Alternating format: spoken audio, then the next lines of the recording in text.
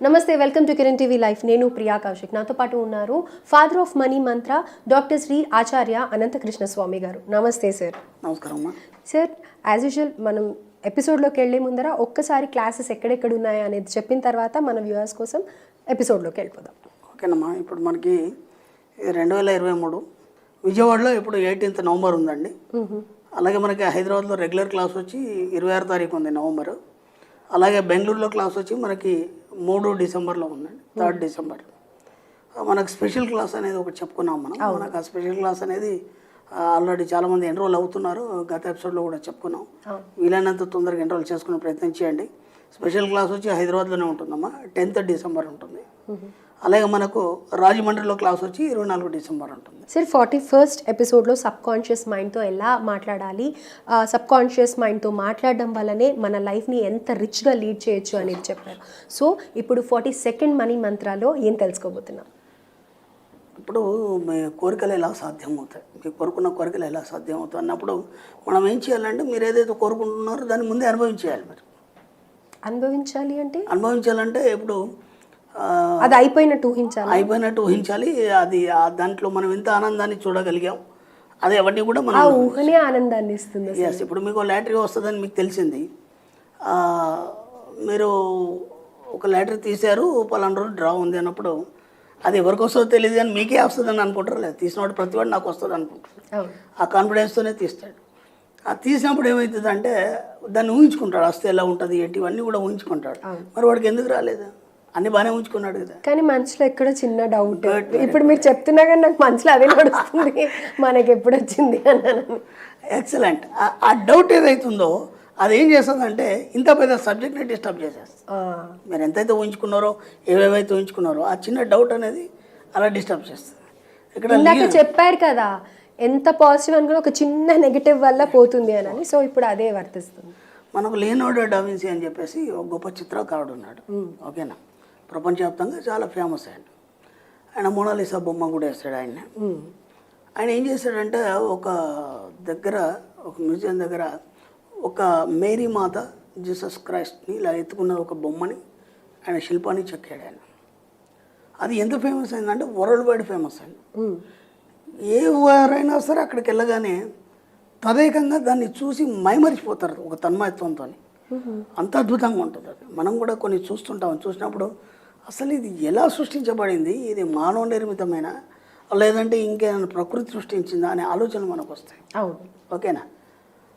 అలాంటప్పుడు ఆయన్ని చాలామంది అడిగారు, ఇది ఇప్పుడు మీరు ఎన్నో చిత్రాలు వేశారు, ఎన్నో శిల్పాలు చెక్కారు, కానీ ఇది కంప్లీట్ డిఫరెంట్గా ఉంది, ఇంత అద్భుతంగా ఎలా వచ్చింది అని అడిగారు.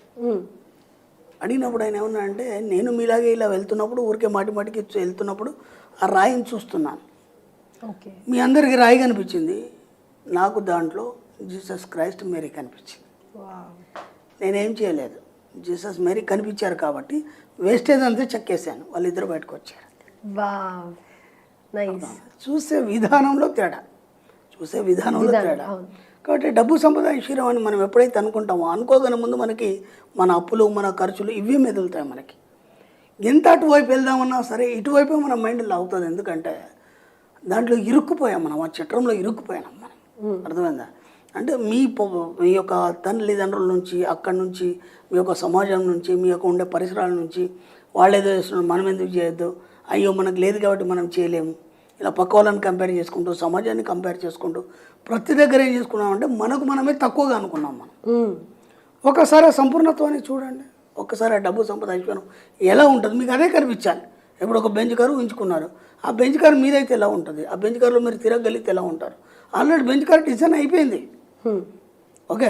అలాగే ఒక విల్లా అనుకున్నారు, లేదంటే ఒక మ్యాన్షన్ అనుకున్నారు, ఆ డిజైన్ అయిపోయింది మీ మైండ్లో. అది ఎక్కడ తయారవుతుందంటే విశ్వంలో తయారవుతుంది. మీరు ఎక్కడైతే సబ్ కాన్షియస్ మైండ్ అనుకున్నారో ఎమ్మటే విశ్వం ఏం చేస్తుంది, ఓహో ఇతనికి ఇది ఇష్టం ఉంది, దాన్ని తయారు చేస్తుంది. మళ్ళీ ఏం చేస్తారు, మీరే దాన్ని మర్చిపోయి బ్లాస్ట్ చేసేస్తారు. నేను నా చిన్నప్పుడు నేను కోరుకున్న కోరికలు చాలా ఉండేది, చాలా ఉన్నతంగా రిచ్గా కోరుకున్నాను. అప్పుడు అవి సాధ్యం కాలేదు. ఇప్పుడు అవన్నీ పాసిబుల్ అయినాయి. ఎందుకైనాయి, దీనికి ఇంత టైం ఎందుకు పట్టిందని నేను ఆలోచించాను. ఓకేనా. ఇప్పుడు నాకు పక్కళ్ళు ఎవరో కారు తీసుకొచ్చారు, అందరు అప్పట్లో ఒక కారు వస్తే గొప్పగా భావించేది, ఆ కారు చుట్టూ పిల్లలు అందరూ తిరిగేది. మనం కూడా కార్లో తిరిగితే బాగుండదు. ఆ విషయం ఏం చేస్తుంది అంటే నువ్వు కారు కొనే అర్హతను తీసుకొచ్చినాక అది ఇస్తుంది.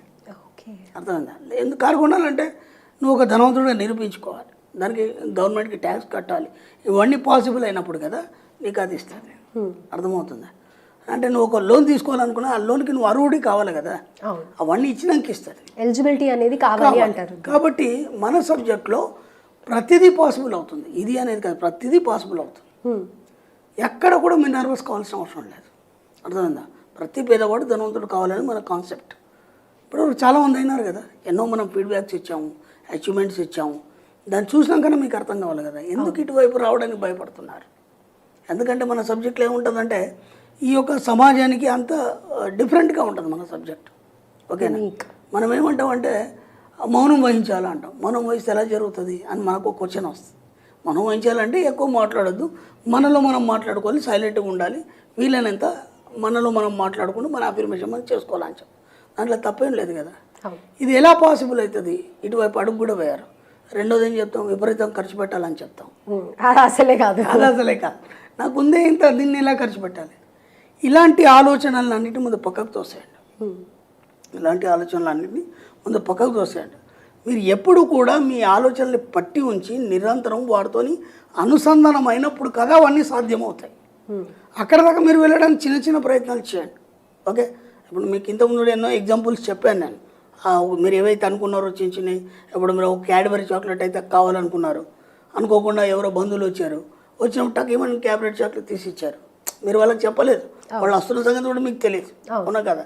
లేదా ఒక ఫుడ్ కోరుకున్నారు, మీ నాన్నగారు ఆఫీస్ వచ్చేప్పుడు అదే ఫుడ్ తీసుకొచ్చారు. ఇదంతా కూడా మనం చిన్నప్పటి నుంచి మనకు తెలియకుండానే సబ్జెక్ట్లో ఉన్నాం మనం. ఇది సబ్జెక్ట్ అనేది తెలియదు, అప్పుడు దానికి ఒక రూపం వచ్చింది. కాబట్టి మీరు ఏం చేస్తారంటే లియోనార్డో డా విన్సీ ఎలాగైతే ఆలోచించాడో అలాగే మీరు కూడా ఏదైతే కోవాలనుకున్నారో అది మాత్రం మీకు కనిపించే విధంగా దృష్టిని పెట్టండి. ఆటోమేటిక్గా వేస్టేజ్ అంతా వెళ్ళిపోతుంది మీ జీవితంలో. మీరు కావాల్సిన సంపూర్ణత్వాన్ని పొందడంతో పాటు డబ్బు, సంపద, ఐశ్వర్యాన్ని పుణికిపుచ్చుకుంటారు. Right, thank you sir. So చూసే విధానాన్ని మార్చుకుంటే కనుక అన్నీ పాజిటివ్గా కనిపిస్తాయి. చూసే విధానంలో సంపూర్ణత్వాన్ని చూడాలి. Right sir, thank you sir. Thank you.